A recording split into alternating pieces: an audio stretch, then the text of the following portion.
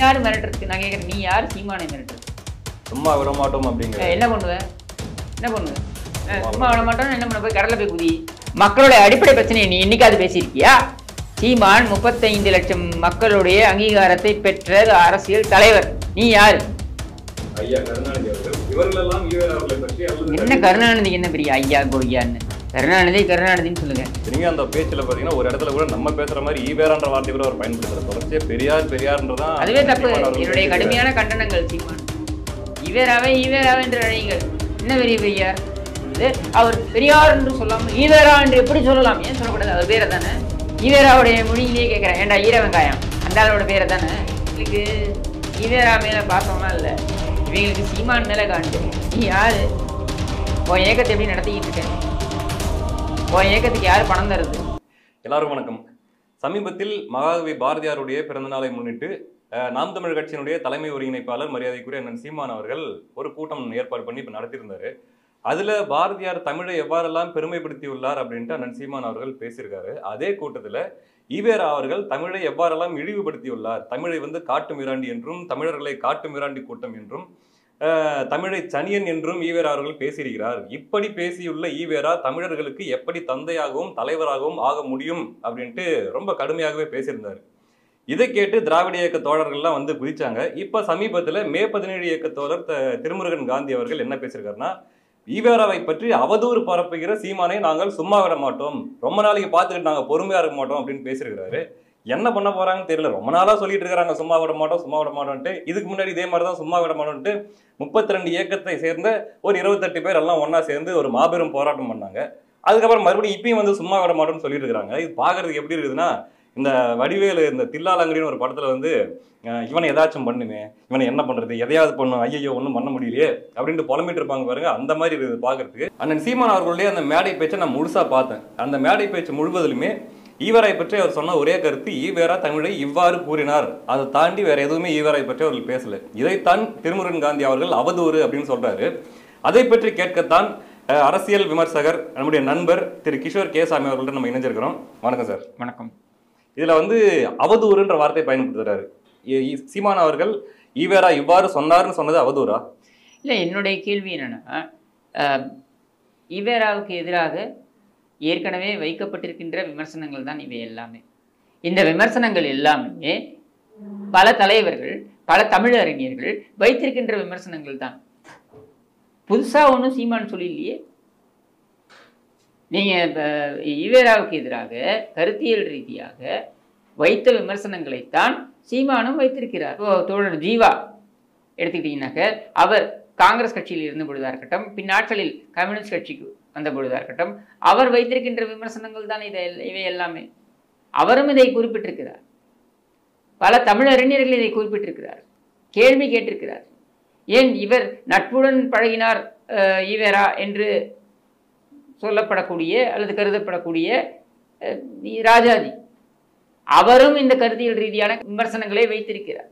அப்போ இவங்க எல்லாருமே வைத்த விமர்சனங்களைத்தான் பொதுத்தளத்தில் மீண்டும் சீமான் முன்வைக்கிறார். இதுல என்ன பிரச்சனை இருக்க முடியும்? இதுல என்ன நீங்க அவதூறுன்னு சொல்ல முடியும்? அவதூறு யார் பரப்பினார்கள் தெரியுமா? திமுகவினர் பரப்பினார்கள்.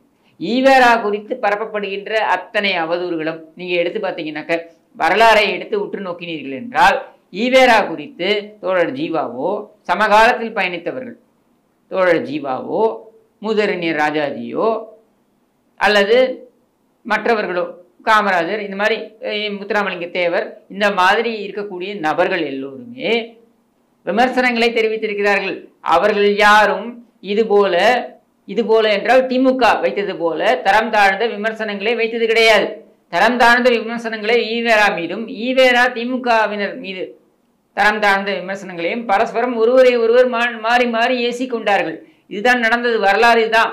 1947 இருந்து ஈவேராவுக்கும் அண்ணாதுரைக்கும் கருத்து வேறுபாடுகள் வர ஆரம்பித்து விட்டன. இந்த கருத்து வேறுபாடுகள் என்பவை உச்சத்துக்கு போன 49 இது உச்சத்துக்கு போன பொழுது, எந்த சம்பவத்துக்கு பின்னாடி இது உச்சத்துக்கு பல சம்பவங்கள். அதாவது ஈவேராவுடைய கருத்துக்கள் அப்படின்றத எடுத்துக்கிட்டீங்கன்னாக்க, அது பல்வேறு கட்டங்களில் மாறி மாறி இருந்திருக்கிறது. 1918 பிராமணர்களை மட்டும் அசைபாடக்கூடாது என்று சொன்னவர் ஈவேரா. அதே ஈவேரா 1927 பிராமணர்களை மட்டும்தான் வசைபாட வேண்டும் என்று சொன்னார்கள். இப்படி மாறி மாறி அவருடைய பேச்சு இருந்திருக்கிறது.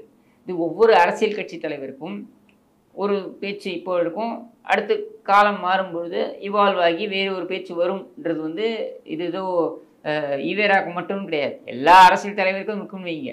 ஆனால் நம்முடைய கேள்வி என்னன்னா, ஈவேராவுக்கு எதுக்காக இந்த கருத்தியல் மாற்றம் ஏற்பட்டது அப்படின்னு பார்த்தீங்கன்னா, முழுக்க முழுக்க அந்த சூழலுக்கு தான் எப்படியாவது ஈடுபட வேண்டும் என்பதற்காக முயற்சித்த பொழுது அது வந்த ஒரு எண்ண ஓட்டம் தான். அப்படியாக வந்த எண்ண ஓட்டம் அவருக்கு வெற்றியை கொடுத்ததா என்றால் இல்லை, கடைசி வரைக்கும் கொடுக்கல. சரியா? கடைசி வரைக்கும் ஈவேரா தமிழக மக்கள் மத்தியில் ஒரு ஏற்றுக்கொண்ட ஒரு தலைவராக இல்லை. டெல்டாவில் ஒரு 3-4%, மற்றபடி வேறு எந்த இடத்துலையும் ஒரு மிகப்பெரிய ஒரு ஏற்றுக்கொண்ட தலைவராக அவர் இருந்தது கிடையாது. நம்முடைய கேள்வி இங்கே என்ன அப்படின்னா, ஈவேரா குறித்து சீமான் மேடையில் சொன்ன விஷயங்கள் ஏதாவது ஒன்றை தோழர் ஜீவா சொல்லவில்லையா? சொல்லியிருக்கிறார். தமிழ் குறித்து ஈவேரா பேசிய விஷயங்களை எடுத்து பேசியிருக்கிறார். இப்போ அவர்களையெல்லாம் நீங்கள் அதே மாதிரி அளவுகோல்களுடன் அணுகுவீர்களா? அவர்களையெல்லாம் நீங்கள் இப்படித்தான் மிரட்டுவீர்களா? எதனால் சீமானை மட்டும் இப்படி டார்கெட் பண்ணுறாங்கன்னு நினைக்கிறீங்க நீங்கள்? இவங்களுக்கு பிரச்சனை, இவங்களுக்கு ஈவேரா மேலே பாசம்லாம் இல்லை, இவங்களுக்கு சீமான் மேலே காண்டு. அதனால் இதையெல்லாம் பேசுவது. நான் கேட்குறேன், திருமுருகன் காந்தி யார்? நீ யார்? முதல்ல நீ யார்? மே 17 இயக்கம்னு ஒரு இயக்கம். அந்த இயக்கத்தில் என்ன ஒரு 30 பேர் மெழுகுவத்தி ஏற்றுவான், மற்றபடி நீ யார்? உன் இயக்கத்தை எப்படி நடத்திக்கிட்டு இருக்க? உன் இயக்கத்துக்கு யார் பணம் தருது? உன் இயக்கத்தில் இழுத்து அளந்தா 500 பேர் கிடையாது. அவர் எதுவும் சம்பாதிக்கலீங்களா திருமுருகன்? என்ன சம்பாதிச்சாரு? என்ன தொழில் பண்ணுறாரு? தெரியல, கேட்குறவங்க கிட்ட யாருக்குமே தெரியலையே.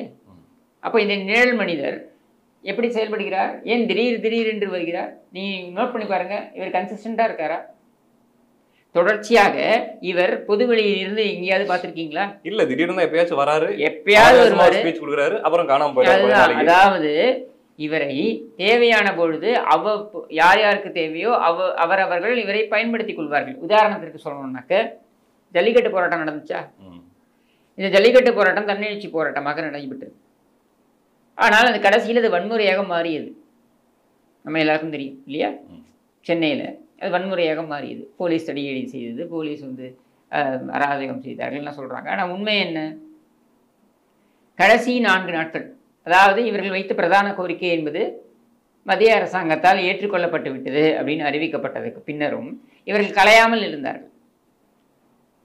அப்புறம் ஏன் கலைய மறுக்கிறீர்கள் அப்படின்னு கேட்ட பொழுது, நாங்கள் கடலுக்குள் சென்று போராடுவோம் என்றெல்லாம் ஒரு கும்பல் கிளம்பியது. உங்களுக்கு ஞாபகம் இருக்குமான்னு தெரியல, மரீனா கடற்கரையில் இது நடந்தது. இந்த கடைசி 4 நாட்களுக்கு முன்னர் வரை திருமுருகன் காந்தி என்பவர் அந்த பக்கம் தலை காட்டவில்லை. கடைசி 4 நாட்கள் தான் அவர் வருகிறார். அவர் வந்த உடனே அவர் என்ன கோஷங்களை எழுப்புகிறார் அப்படின்றத பாருங்க. அவர் எழுப்பக்கூடிய கோஷனை பிரிவினைவாத கோஷம். இந்த பிரிவினைவாத கோஷங்களை இவர் எழுப்பிய காரணத்தினால காவல்துறை அதற்கே காத்திருந்தது போல கோதாவில் இறங்கி இவங்களை அடிச்சு விரட்டுது. நீங்க சொல்றதை கேட்கும்போது அந்த கூட்டத்தை கலைக்கிறதுக்காகவே திட்டமிட்டு உள்ள இறக்கப்பட்டவர் மாதிரி. ஆமா, திடீர்னு வராருல. இப்ப எப்படி திடீர்னு இறக்கப்பட்டிருக்கிறாரோ அதே மாதிரி திடீர்னு வராரு. நீ என்ன தொடர்ச்சியாக எல்லா போராட்டங்களுக்கும் இருந்திருக்கியா?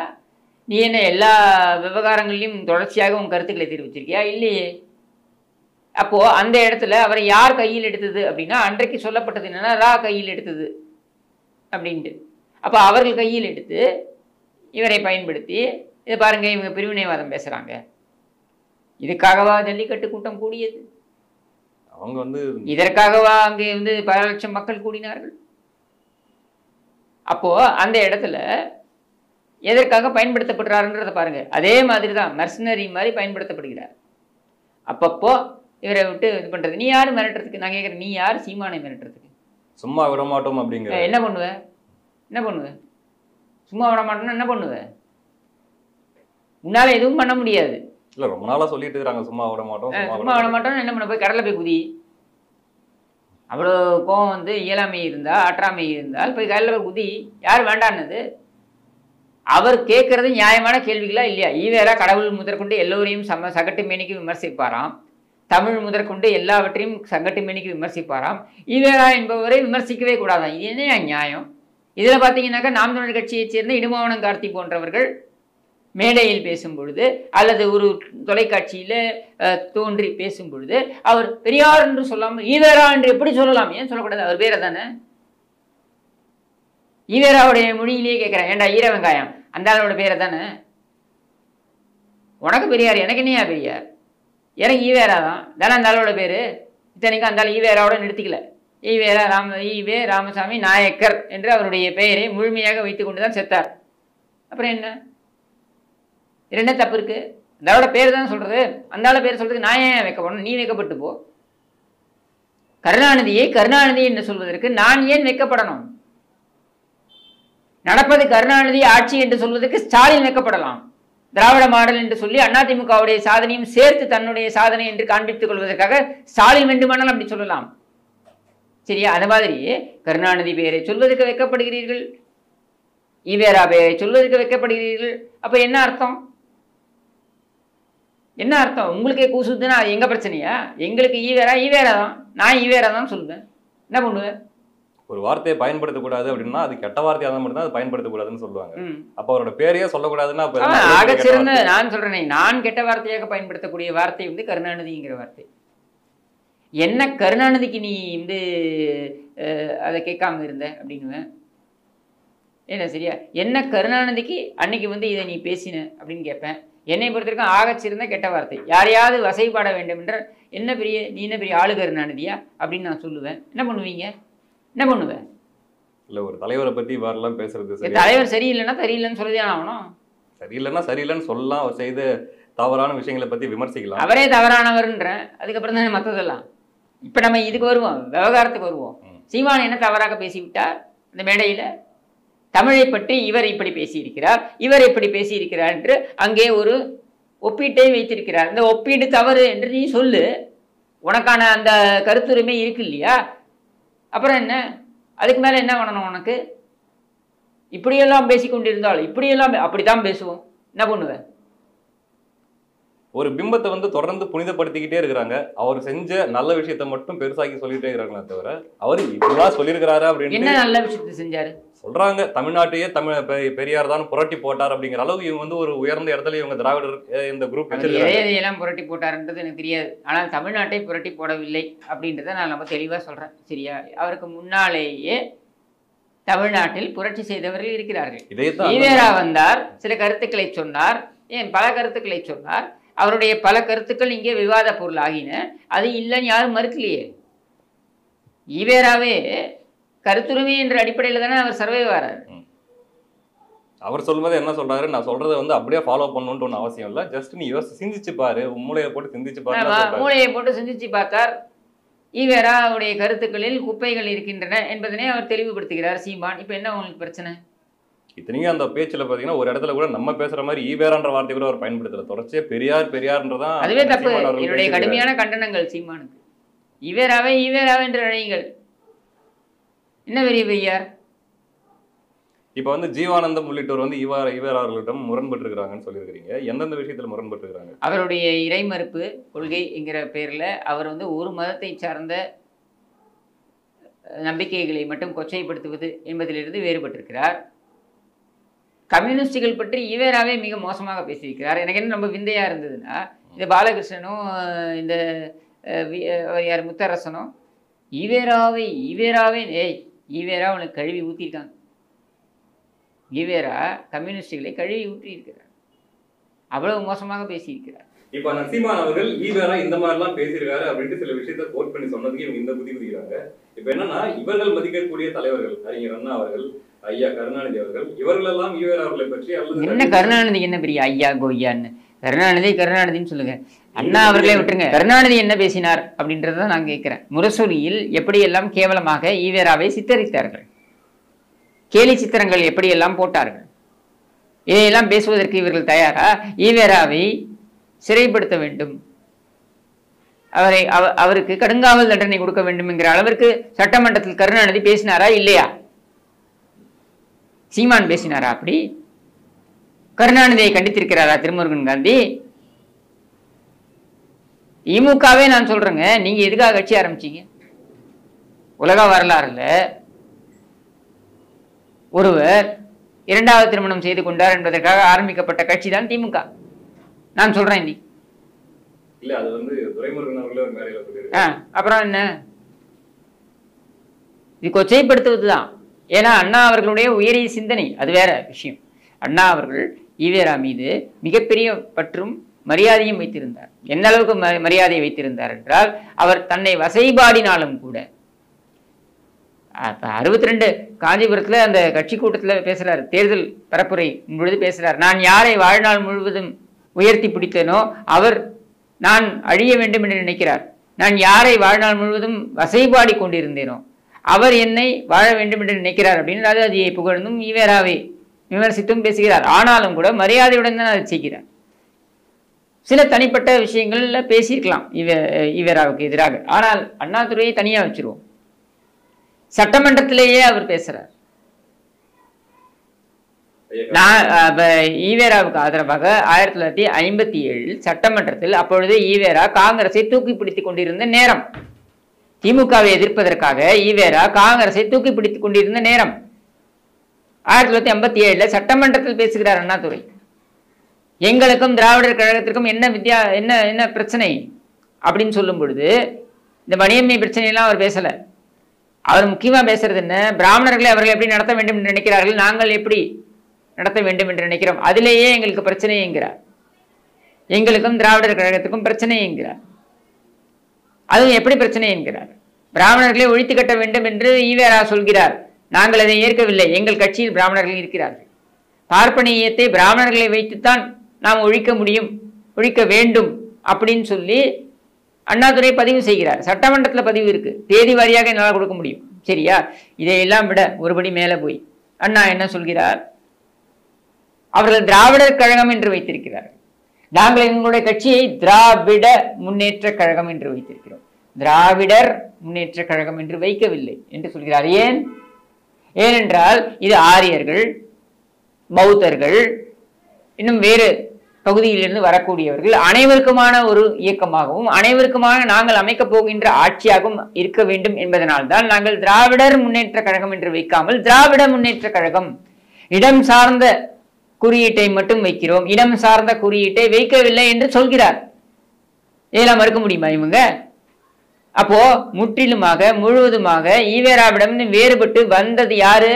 அண்ணாதுரை. தரக்குறைவாக விமர்சித்தது யாரு? கருணாநிதி வகையரா. மிக கேவலமாக ஏன் துணி விலை ஏறிவிட்டது, ஒரு குறிப்பிட்ட சமுதாயத்தை சேர்ந்தவர்கள் ஜாக்கெட் அணிய ஆரம்பித்து விட்டார்கள் என்பதனால்தான் இப்படின்னு தானே குறிப்பிட்டு கார்ட்டூன்களை எல்லாம் போட்டாரு, கேலி சித்திரங்களை எல்லாம் போட்டாரு. இப்ப இதெல்லாம் செஞ்சது யாரு? வந்திருக்கு, தேதி வாரியாக சொல்ல முடியும். அப்ப இதையெல்லாம் செய்த கருணாநிதியை நீ ஆதரித்துக் கொண்டு, இதையெல்லாம் செய்வதற்கு துணை போன திமுகவை நீ ஆதரித்துக் கொண்டு நீ என்ன சவால் விடுற? செவடால் விடுற? சவால் கூட கிடையாது, செவடால் தான், வாய் செவடால் தான். ஏய் உன்னை என்ன பண்றேன் பாரு, என்ன பண்ணுவ, என்ன கிழிச்சிருவ? உண்மையை ஏத்துக்க முடிஞ்சா ஏத்துக்க, இல்ல கடல்ல போய் குதி போ. யார் கூப்பிட்டது உன்னை இங்க? நீ யார் முதல்ல? நீ வர கூட்டத்துக்கு ஒரு 50 பேர் வரான், மைக்கை பிடிச்சி நீ பேசுறது எதையுமே இந்த 50 பேருக்கு மேலே எவனும் நேரடியாக கேட்கறது கிடையாது. மற்றதெல்லாம் யூடியூப்ல தான் பரப்புரை பண்ணிட்டு இருக்க. சரியா? அதுவும் திடீர்னு வர, சரியா? இப்ப நீ பேசுனது ஏதாவது உண்மை இருக்கா?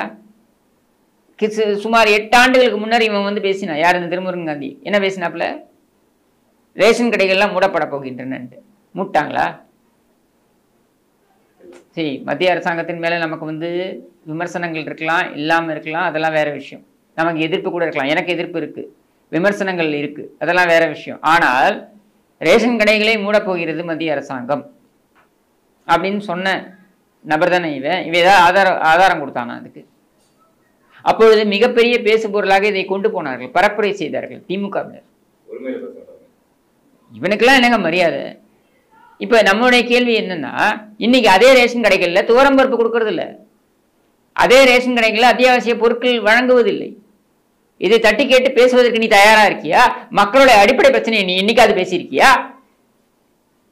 திரும்ப கார்பரேட் பிராமணர்கள், கார்பரேட் பனியா, பிராமண பனியா இதான் பேசிக்கிட்டு இருக்க, வேற என்ன பேசியிருக்க நீ? சமீபத்துல எவ்வளவு விஷயத்துக்காக மக்கள் போராடிட்டு இருக்காங்க இந்த திமுக ஆட்சியில. பரந்தூர் விமான நிலையமா இருக்கட்டும், ஒவ்வொரு பிரச்சனையும் போராடிட்டு இருக்காங்க. ஆனா எந்த இடத்துலயுமே இவர் வந்து நிக்கிற மாதிரி. அதைத்தான் நான் சொல்றேன். நீ திடீர்னு குதிப்ப, எதுக்கு குதிப்ப? உன்னை பயன்படுத்துவாங்க. அப்போ நீ ஒரு மர்சனரி தான், ஆங்கிலத்தில் மர்சனரி என்று சொல்வார்கள், கூலியாள். அந்த வேலையை மட்டும் செஞ்சுட்டு போ. இந்த உருட்டுறது மிரட்டுறது இதெல்லாம் எதுக்கு நீ வச்சுக்கிற? சீமான் 35 லட்சம் மக்களுடைய அங்கீகாரத்தை பெற்ற, தேர்தல் அரசியலில் அங்கீகாரம் பெற்ற ஒரு அரசியல் தலைவர். இந்த 35 லட்சம் நாளைக்கு 3 கோடி கூட ஆகலாம். சரியா? அது அவருடைய திறமை சார்ந்தது, அவருடைய உழைப்பு சார்ந்தது. சரியா? நீ யாரு? நீ வந்தா 50 பேர் கூட மாட்டான். நீ யாரு சவால் விடுறதுக்கு? உனக்கு என்ன இருக்கு? முதல்ல உன்னுடைய இதெல்லாம் சொல்லு எனக்கு. நீ எங்கேருந்து எங்கிட்டு இருக்க? நானும் உன்னை 15 வருஷமா பார்த்துட்டு இருக்கேன். உனக்கு என்ன தொழில்? நீ எப்படி காரில் வர போற? உனக்கு யார் பணம் கொடுக்கறது? உன் இயக்கம் என்ன தேர்தல் அரசியல் இருக்கிறதா? இல்லை ஜனநாயகத்தில் உன் இயக்கம் இங்கிருந்தெல்லாம் பணம் ஈட்டுகிறது என்று வெளிப்படையாக சொல்லி இருக்கிறீர்களா? நீ யாரு முதல்ல? போராளி. அதுதான், போராளின்னு யார் வேணாலும் கிளம்பி வரலாம். உன்னுடைய பூர்வீகம் என்ன? பூர்வீகம்னா என்ன? நான் சொல்றது இந்த 15 வருஷம் நீ எப்படி இறங்கின அது சொல்லு. யார் கொடுக்குறாங்க உனக்கு பணம்? ஏன் திடீர்னு வர, திடீர்னு காணாம போற? எங்க காணாம போற நீ? இப்படி கேள்விகள் வருது இல்ல? இப்ப வந்து அதுல வந்து சீமான் அவர்கள் காட்டு மிராண்டி மொழி என்று ஈவேரா சொன்னார், தனியன் என்று ஈவேரா சொன்னார். அதனால் அவர் தமிழர்களுக்கு தலைவராகவோ தந்தையாகவோ இருக்க முடியாது அப்படின்றதுதான் இவங்க வந்து சொல்வதற்கு எல்லா உரிமையும் இருக்கு சீமானுக்கு. ஏனென்றால் ஈவேராவே கடவுள்ல இருந்து எல்லாரையும் நிந்திப்பாராம், எல்லோரையும் தரக்குறைவாக பேசுவாராம். கோவிலுக்கு செல்பவன் எல்லாம் காட்டு மிராண்டி, என்ன கோவிலில் இருப்பவன் அயோக்கியன், கடவுளை நம்புவன் முட்டாள் என்றெல்லாம் நீ பொதுப்படையாக யாரை வேண்டுமானாலும் சொல்லலாம் என்றால் உன்னையும் விமர்சிப்பதற்கு இந்த உரிமை இருக்கா இல்லையா? உன் சிலையை அகற்றுவதற்கு தான் உரிமை இல்லை. சரி, ஓகே, உன்னை விமர்சிப்பதற்கான உரிமை கூட எங்களுக்கு இல்லையா? நீ விமர்சித்த கடவுளுக்கும் அப்பாற்பட்டவனா நீ? இதான கேள்வி. இல்லைன்ற நான் உன்னையே விமர்சிப்போம். உன்னை பற்றி இங்கே இருக்கக்கூடிய பரப்புரைகளையும் நாங்கள் விமர்சன பொருளாக்குவோம், விவாத பொருளாக்குவோம். ஏன் விவாத பொருளாக்க கூடாது? உன்னுடைய தாயையும் என்னுடைய தாயையும் விபச்சாரி என்று சொல்ல ஒரு மனிதனுக்கு, அப்படி சொன்ன ஒரு மனுஷனை தலைவன்னு சொல்ற ஒரு மானங்கட்ட கூட்டம் இங்கதான் இருக்குது என்று கடுமையா விமர்சிக்கிறாரு. சரி, சொன்ன கருத்துல நியாயம் இருக்கா? அதை விட மோசமாக பேசியிருக்கிறார் ஈவேரா. அதை விட மோசமாக நான் சொல்ல வேண்டாம், திமுக காரங்களே பேசியிருக்காரு. திமுக காரங்களையே மிக மோசமாக பேசியிருக்கிறார். அப்ப அதையெல்லாம் ஏத்துக்கிட்டு போகலையா நீங்க? சீமான் சொன்னது மட்டும் தவறா? என்ன பகுத்தறிவு இது? ஈவேரா என்ன கன்றாவி வேணாலும் பேசலாம், அதை யாரும் விமர்சனம் பண்ணக்கூடாது. ஏன்னா அவர் செத்து போயிட்டா, அவர் மாபெரும் தலைவர். கேட்டா ஈவேரா கை தட்டிட்டு கொண்டு வந்துடுவீங்க. நீங்க சொல்றதெல்லாம் வச்சு பார்க்கும்போது திருமுருகன் காந்தி ஒரு ஆவரேஜ் உடன்பிறப்பு தான் அப்படிங்கிற மாதிரி நீங்க சொல்றீங்க. ஆவரேஜ் உடன்பிறப்பு என்பதோட இது கூலிக்கு அமர்த்தப்பட்டிருக்கின்ற ஒரு ஆள். அதுக்கு மாதிரி வேற என்ன? மாட்டிறைச்சி ஒன்றும் போராட்டம் அப்படின்னு இதே திருமுருகன் காந்திலாம் போய் உட்காந்து சாப்பிட்ருக்காரு. சரியா? நான் கேட்குறேன், இதே போராட்டத்தை அண்ணா அறிவாலயத்துக்கு எதிராக நடத்து. இன்று வரையில் அங்கே மாட்டு இறைச்சியை விட்டுருங்க, எந்த இறைச்சிக்கும் அங்கே அனுமதி கிடையாது, தெரியுமா? அண்ணா அறிவாலயத்துக்குள்ள பின்னால கலைஞர் அரங்கம்னு இருக்கு. திருமண விழாக்களுக்கெல்லாம் அவர்கள் வாடகைக்கு விடுகிறார்கள். அதுவும் என்ன தெரியுமா? வைதீக முறையில் நடக்கின்ற திருமண விழாக்கள் தான் அதிகம். எந்த வைதீக முறையை இவர்கள் எதிர்க்கிறார்களோ, எதை இவர்கள் சனாதனம் என்று சொல்கிறார்களோ, எதை இவர்கள் டெங்கு மலேரியா என்றெல்லாம் சொன்னார்களோ, அந்த வைதீக முறையில் நடக்கக்கூடிய திருமண விழாக்களுக்கு தான் அதிகம். அங்க தமிழ்நாட்டில் சென்னையில் இருக்கக்கூடிய பிரத்யேக திருமண மண்டபங்களில் வசூலிக்கப்படுகின்ற கட்டணங்களுக்கு நிகரான கட்டணம் அங்கே வசூலிக்கப்படுகிறது. சரியா? அங்கே சொல்லக்கூடிய கண்டிஷன் என்ன தெரியுமா? நீங்கள் ஃபோன் பண்ணி கேளுங்க, அண்ணா அறிவாலயத்துக்கு ஃபோன் பண்ணி நீங்கள் கேளுங்க, கலைஞர் அரங்கத்தில் நான் திருமணம் புக் பண்ணணும் அப்படின்ட்டு. 3 மாதத்துக்கு புக்டு சார் அப்படின்வாங்க.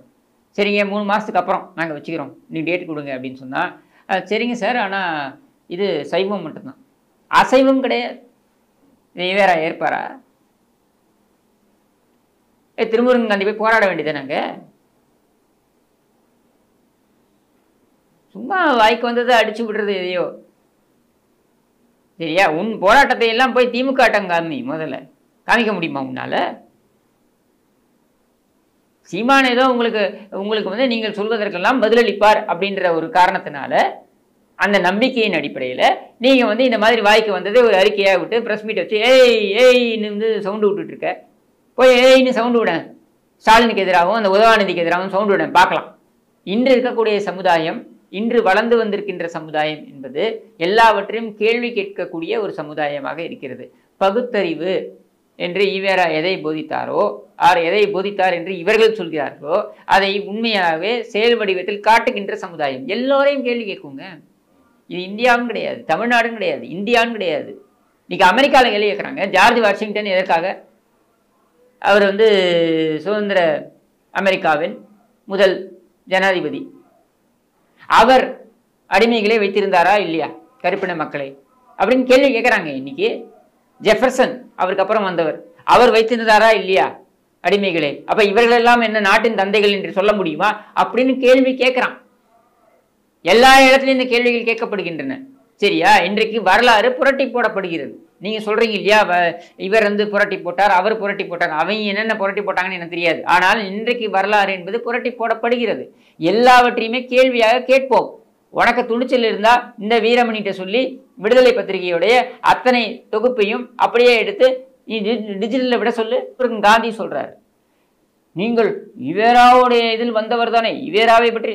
ஆமா, வந்ததுக்கு அப்புறம் தெரிஞ்சு கூட்டு வெளிப்பட்டுருச்சு, சாயம் வெளிப்பட்டுருச்சு, அங்கேருந்து வெளியிட்டாங்க. இப்போ என்ன? இப்போ அண்ணாவே இப்படி வெளில வந்தவர் தானே, வெளில வந்தாரா இல்லையா? அப்புறம் என்ன?